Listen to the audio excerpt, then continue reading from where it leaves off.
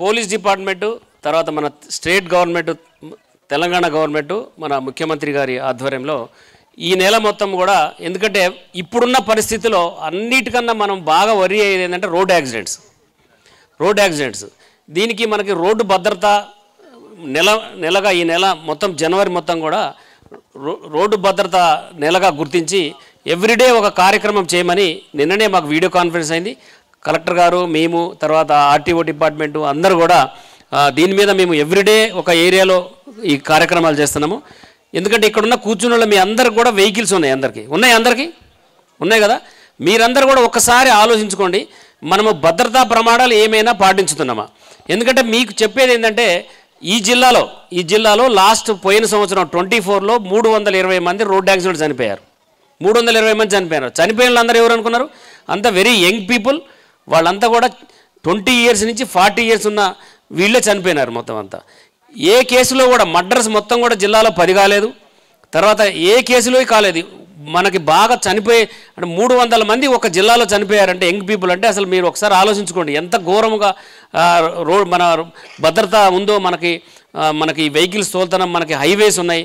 మనం కొద్దిగా భద్రత పాటించితే వాటిని 50% తగ్గించచ్చు మనం.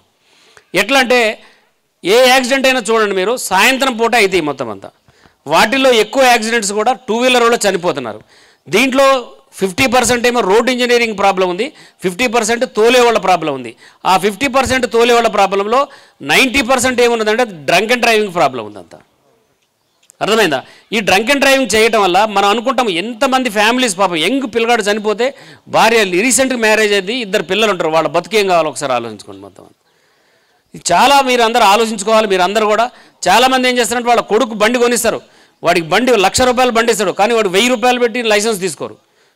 వీడి గుద్ది ఎవరైనా చనిపోతే వాళ్ళకి ఇన్సూరెన్స్ కూడా రావట్లేదు, ఎందుకంటే వీడికి లైసెన్స్ లేదు, ఇన్సూరెన్స్ లేదు. ఇది చాలా తీవ్రమైన విషయము. మీరు అందరూ కూడా ఆలోచించుకోవాలి కూర్చొని. ఎవరు కూడా సీట్ బెల్ట్ పెట్టి మన కారు దోలరు, ఎవరు కూడా హెల్మెట్ పెట్టుకోరు, లైసెన్స్ ఉండదు. అన్ని వయలేషనే మొత్తం, అన్ని వయలేషనే. మేము కనుక కరెక్ట్గా చేస్తే ఒక్క బండి కూడా రోడ్డు మీద తిరగదు. కానీ మీరు చెప్పేది ఏంటంటే ఇవాళ రేపు అందరూ హై ఎండ్ కార్స్ కొనుక్కుంటున్నారు, డబ్బులు లెక్కలేదు. అర్థమైందా? ఎన్నో పైసలు వస్తున్నాయి, కానీ చిన్న భద్రత పాటించట్లేదు. మీరు చూస్తారు మోటార్ సైకిల్ వాడు ఇట్ట బండి ఇట్ట సెల్ ఫోన్ పెట్టుకొని ఇట్ట తోలుతూనే ఉంటాడు. వాడు అంత అర్జెంట్ ఏమున్నదో చెప్పండి.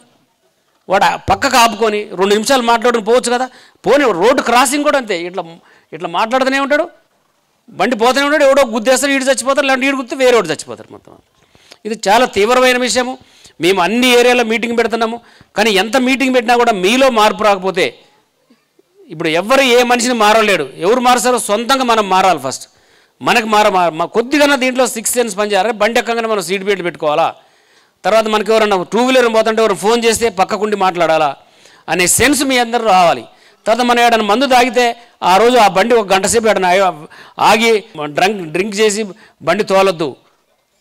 ఇవన్నీ సెన్స్ రాకపోతే మాత్రం యాక్సిడెంట్స్ ఎవ్రీ ఇయర్ 20% పెరుగుతూనే ఉన్నాయి.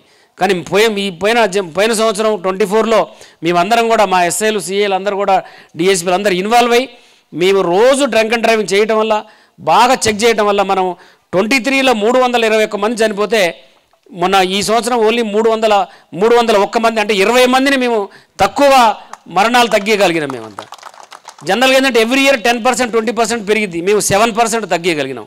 కానీ మీరందరూ తలుసుకుంటే మనం స్ట్రైట్ అవే 50% తగ్గించచ్చు. ఓకేనా? మరి అందరు ఇన్వాల్వ్ అవుదామా? పక్కా. ఒకటి మీకు చెప్పేది ఒకటే, ఫస్ట్ మనం తాగి బండి తోలొద్దు, అదే నిర్ణయించుకోండి అంతే. ఎక్కడ పోయి తాగితే అక్కడ బండుకోండి, 4-5 గంటలు మొత్తం దిగిపోయిన తర్వాత రండి. ఓకే? తర్వాత మనం సెల్ ఫోన్ పెట్టి డ్రైవింగ్ చేయొద్దు, తర్వాత సీట్ బెల్ట్ పెట్టి డ్రైవింగ్ చేయాలా. సీట్ బెల్ట్ పెట్టకుండా దాన్ని ఏం చేస్తాం, వెనక నుంచి దాంట్లో దోసేసి బండి అంటే మనం ఎంత ఘోరంగా ఉన్నామో చూడండి. అసలు అదేమన్నా కష్టమైన పైన సీట్ బెల్ట్ పెట్టుకోవటం పెట్టట్లేదు. మీరు ఒక్కటే ఇనుడు కాదు, మీరు పోయి అందరికి చెప్పాలా, మీ పిల్లలకు చెప్పుకోవాలా. మీ కొడుకు బండి ఇస్తారు, రేపు వాడు ఒక్కడే కొడుకుంటాడు, ఏదైనా అయితే పరిస్థితి ఏంది? అర్థమైందా? కంపల్సరీగా హెల్మెట్ పెట్టుకోవాల్సిందే. మీరందరూ కూడా పాటించితే డెఫినెట్గా మనం ఈ సంవత్సరం విజయం సాధిస్తాము. ఈ నెల మేము ఎక్స్పెరిమెంట్ చేస్తున్నాము, బాగా వెహికల్ చెక్ చేస్తాము, రెగ్యులర్గా డ్రంక్ అండ్ డ్రైవింగ్ పట్టుకుంటూనే ఉంటాం రోజు. మీరు దాన్ని కోఆపరేట్ చేస్తూనే ఉండాలా. ఈ నెల మనం ఎప్పుడైనా ఓన్లీ భద్రతా వారోత్సవాలు చేసేది ఒక వారం, కానీ ఈ సంవత్సరం అంటే నెల రోజులు ఇచ్చినారు మాకు టార్గెట్. ఇది ఇండియాలో వర్రింగ్ ఏంటంటే యాక్సిడెంటే, వేరే ఏం చదవట్లేదు. ఎవ్రీ డే మన స్టేట్లో ఎంతమంది చనిపోతారు తెలుసా? 40 నుంచి 50 మంది చనిపోతున్నారు. అంటే నెలకు 1500 మంది చనిపోతున్నారు. దేంట్లో చనిపోతారు? ఇట్లా చనిపోయేది కూడా ఎవరు అనుకున్నారు? అందరూ వెరీ యంగ్ పీపుల్ చనిపోతున్నారు. దీన్ని మీరు దృష్టిలో పెట్టుకొని మీరు అనుకుంటారు మన దాకా రాదు, మీ దాకా వచ్చేప్పటికి నీకు తెలియదు. అది అర్థమైందా? మనకు తెలియదు, ఎవడో చచ్చిపోతుంది అనుకుంటాం, కానీ నీకు తెలిసే లోపల నీకే తెలియదు అది. అందుకే ఏ రోజుకి ఆ రోజు మీరు బండి ఎక్కితే గుర్తుంచుకోవాలా, మీ పిల్లలకు తెప్పాలా, అందరూ లైసెన్స్ తీసుకోవాలా. లైసెన్స్ తీసుకోరు అసలు అందరూ. ఒక 10 లక్షలు పెట్టి కారు కొనుక్కొని 5000 పెట్టి లైసెన్స్ ఎందుకు తీసుకోరు? ఇవన్నీ కూడా మీరు ఆలోచించుకోండి. ఇది మా రిక్వెస్ట్. ఇది మీకోసం మేము ఈ నెల మొత్తం కూడా భద్రతా వారోత్సవాలు చేస్తాము. ఈ భద్రత మెయిన్ అన్ని భద్రతా ప్రమాణాలు పాటించి ఎక్కడ యాక్సిడెంట్ కాకుండా అందరూ కూడా చాలా హ్యాపీగా ఉండాలని, ఇది పోలీస్ డిపార్ట్మెంట్ మీ అందరూ కూడా కోఆపరేట్ చేయాలని కోరుతూ నాకు ఈ అవకాశం ఇచ్చినందుకు నేను వెంకటరమణ గారిని, ఎందుకంటే ఈ స్టేజ్ ఉపయోగించుకున్నందుకు వాళ్ళకి స్పెషల్గా నేను ధన్యవాదాలు.